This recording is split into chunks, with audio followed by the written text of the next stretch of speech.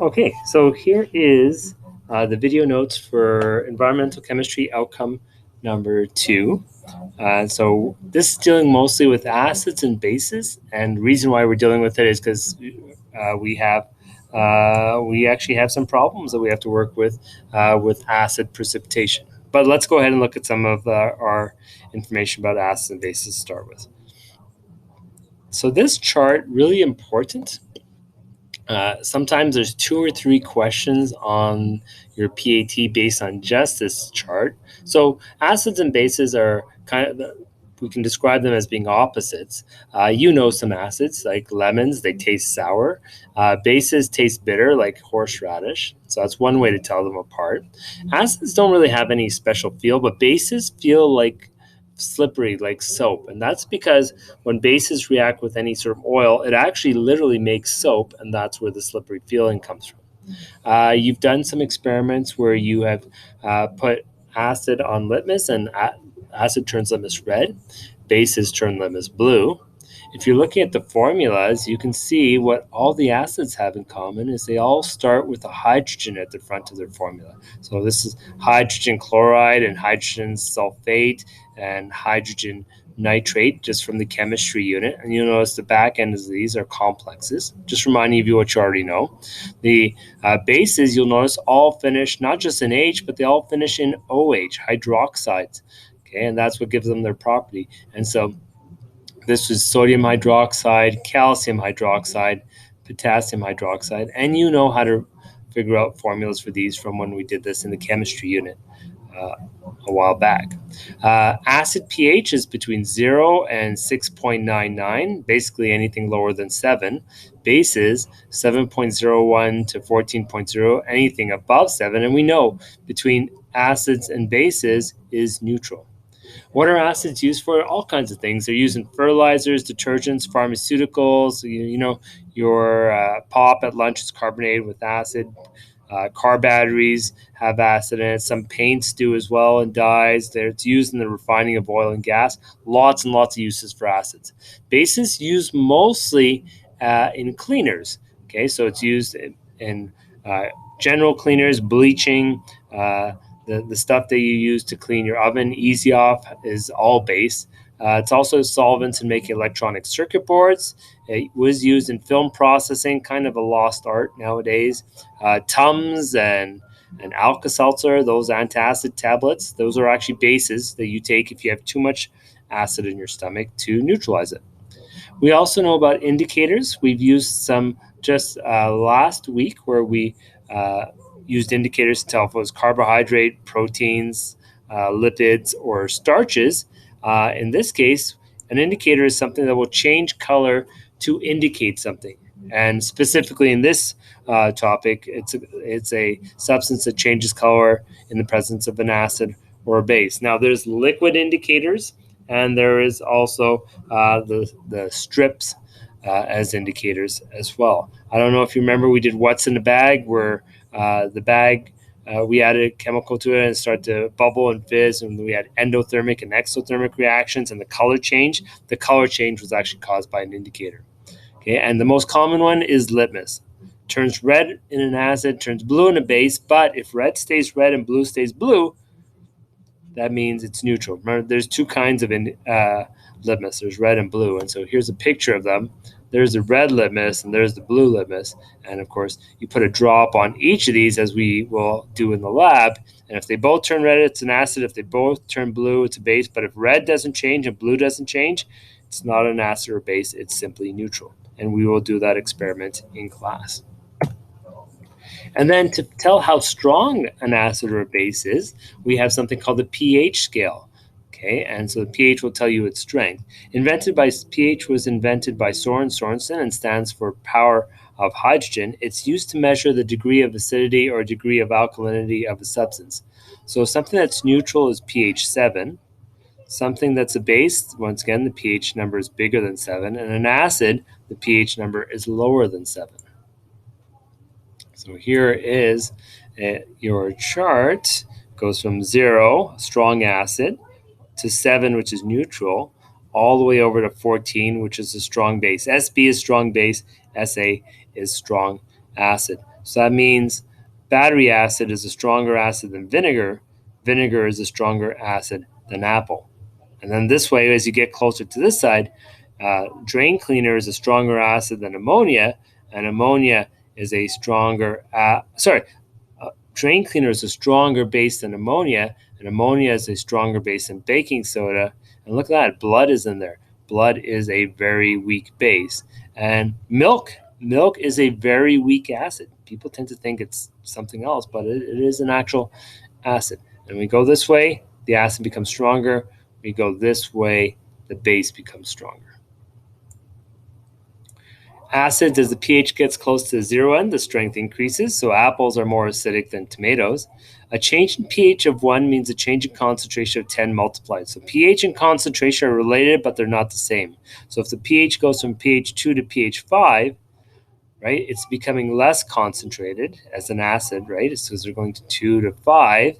And it changes by pH 3, so it changes by the concentration of 10 to the power of 3, which is 1,000.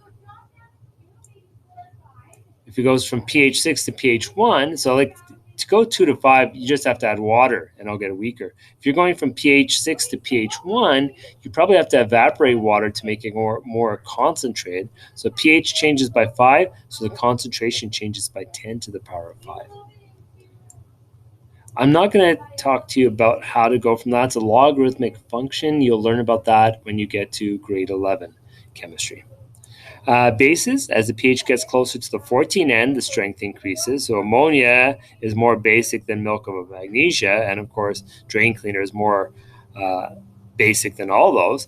Once again, change in pH of 1 means a change in concentration by a factor of 10 multiplied. So if you're going from pH 8 to pH 10, how many times more concentrated are you getting? Well, pH changes by 2, so the concentration changes by 10 to the power of 2, which is 100.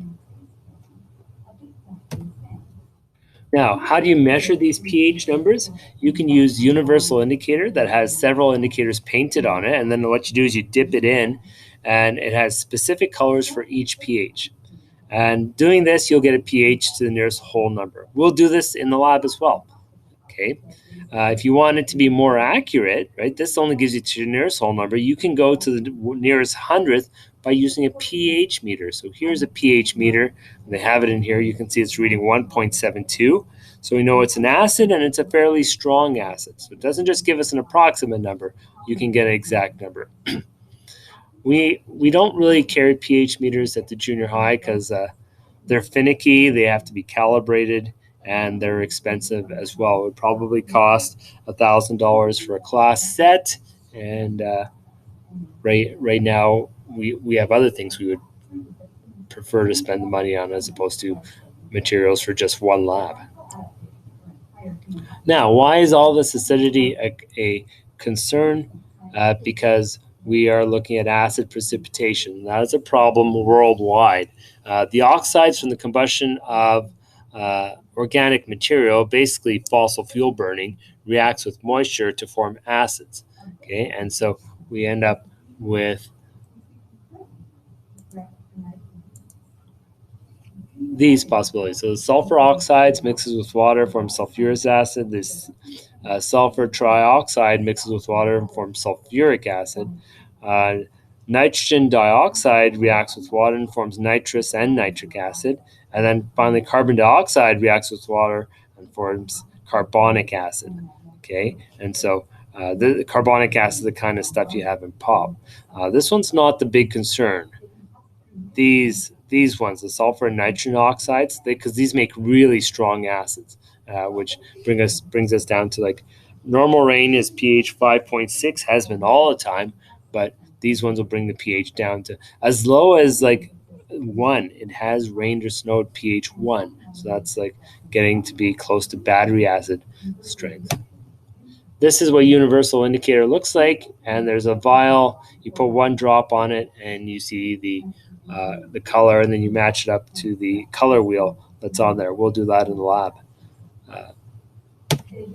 In a process called acid precipitation, there's acidic compounds that are washed out of the air by rain and snow and can be deposited along away from the original source of these oxides. So once again, burning fossil fuels put these oxides in the air, and then it mixes with water and comes down as acid precipitation.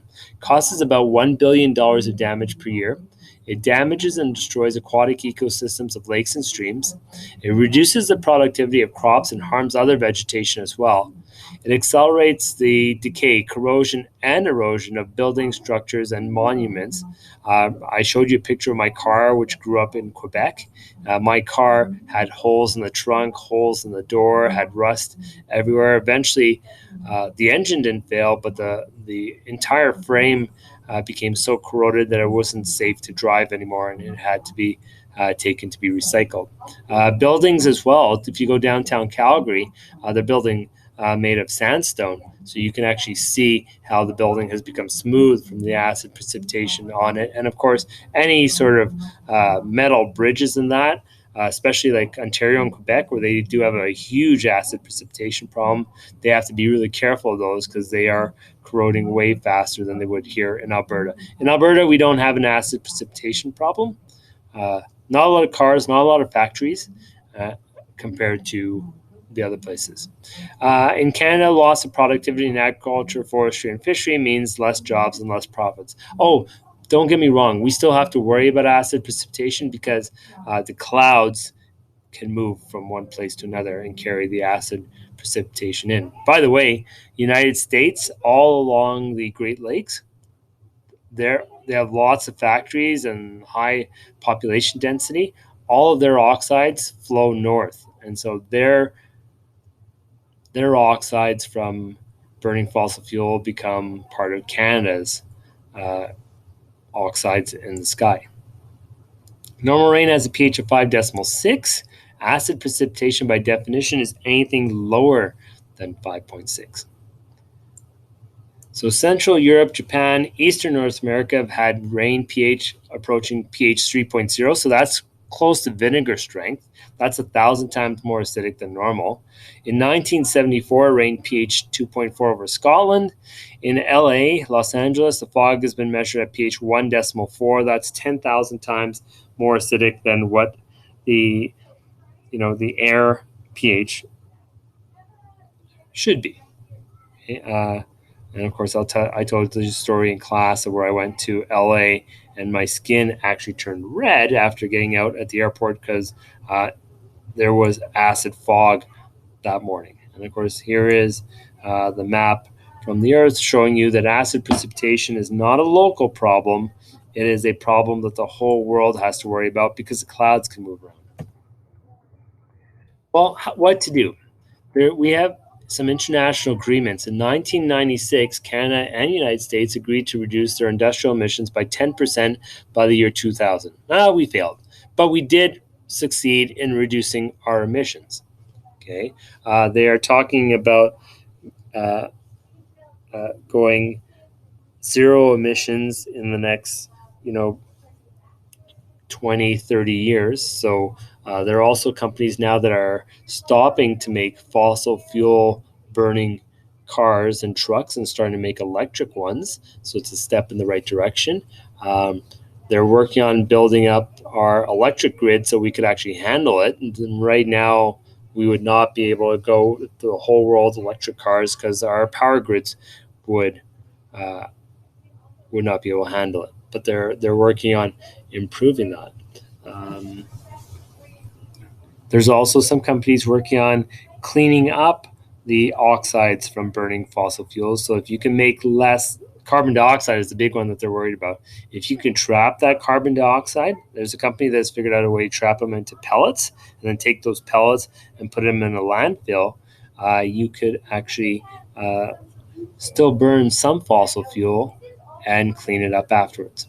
Well, what's the mechanism for ecosystem damage of the acid precipitation? Sorry, back to acid precipitation. For terrestrial ecosystems, the acid precipitation that comes down takes minerals out of soil, and that means the plants don't grow very well. For aquatic ecosystems, the acid rain frees up heavy metals, which then goes into the streams where it's consumed by plants and animals, and so bioaccumulation can happen. Also, if when the water becomes too acidic, fish don't reproduce anymore. Well, many fish try to reproduce in spring, and spring is when all the snow melts, and the snow could have heavy metals in it and could also have, the snow would have acid in it, and that would mean that the fish, when they're coming out trying to reproduce, is when the acidity is the worst for them, because that's when all the snow is melting. Well, we can use chemistry to try and control some of these. First of all, we can neutralize an acid with a base. So here's the acid, because we know it starts with the hydrogen. This is acting as the base, calcium carbonate, and you can see water is neutral, carbon dioxide is neutral, calcium sulfate is neutral as well. So acid-base neutralization, we can actually try and neutralize the acid after it's come down. We just want to be careful with this. Sometimes it works and sometimes it doesn't. We could add calcium carbonate to our lakes. Canada has a lot of calcium carbonate that we could put into our lakes to neutralize it. I don't know if you remember, but calcium carbonate is also called limestone. And so in a process called liming, we can add it in. And so the correct term for when acid and base neutralize each other to form salt and water, that's important. You know, those are the two products. It is acid-base neutralization.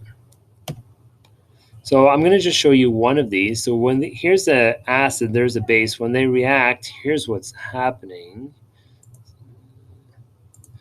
This goes over there. So what do I end up with? I end up with HOH, which is known as water. That's just H2O, right? And then go with the other pen. The Na goes over here. We did this in the chemistry unit as well. So then you're also going to end up with plus NaCl,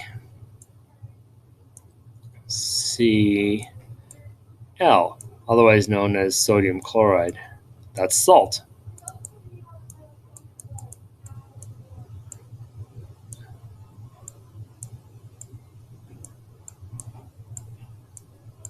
Oh my, it's hard to write with.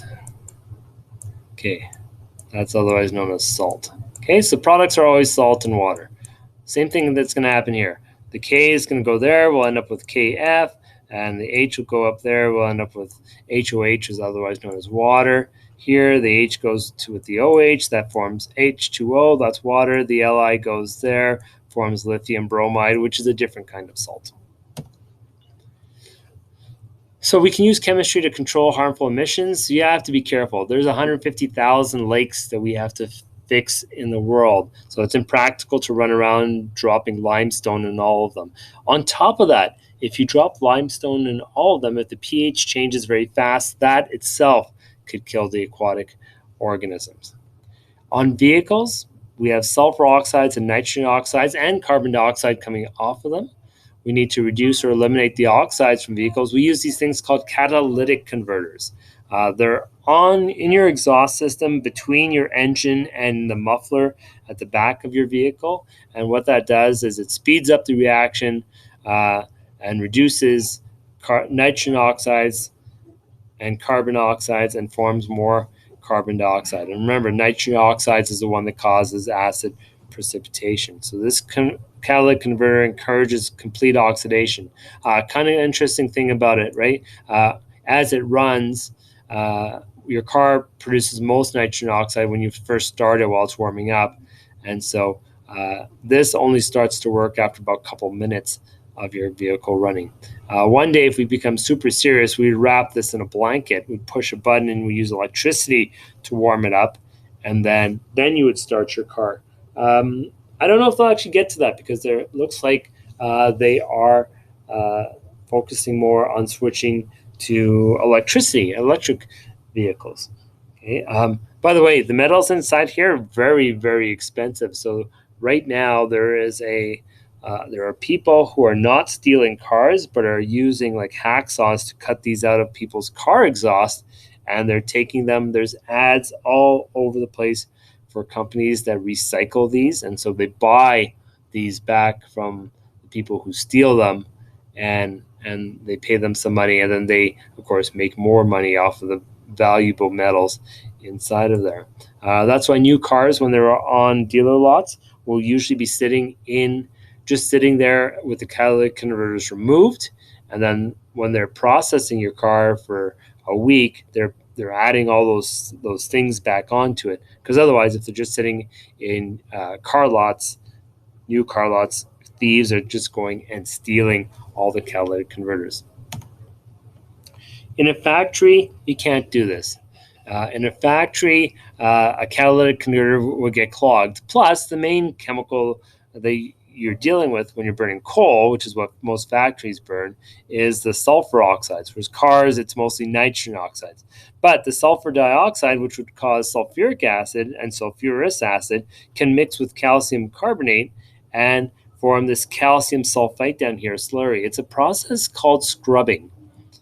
Okay, and the scrubber is a good way to reduce oxide emissions. So the idea behind the electric car is you get all these places burning fossil fuels to make electricity, but then all the sulfur oxides are then trapped, and this wet slurry kind of looks like snow is then buried. So you take the acid rain problem and you make it a landfill problem. Okay, and the sorbent this stuff takes and traps that chemical. They actually have new technologies that have potential to be more effective and environmentally friendly and even economical. You can make money by selling people their pollution. The sulfur oxide, if you react it with the copper bed oxide, so you know how coppers are green, if you actually get that stuff, corroded copper to react with sulfur oxide, it'll form copper 2 sulfate. Now, you know that I use copper 2 sulfate in the lab. I pay a decent amount for it. There's only so many teachers who could use up that copper 2 sulfate. But it also turns out if you trap it there, then you run methane over it, you can release the sulfur dioxide. Now, that sulfur dioxide, if you have it controlled, you can use it to make sulfur. You can use it to make battery acid. You can use it to make fertilizer products. The problem with sulfur oxide burnt in a factory is it goes into the air. But if you could actually trap it and use it to make products, you could sell people their waste. And then there's some questions that we would work on. And I'll give you a quick reminder again. Don't do any of these questions unless it's posted in Google Classroom that we're supposed to be doing them, because sometimes we do them, sometimes we don't. It really depends on how much time we have. Okay, and that is the end of topic 3 notes.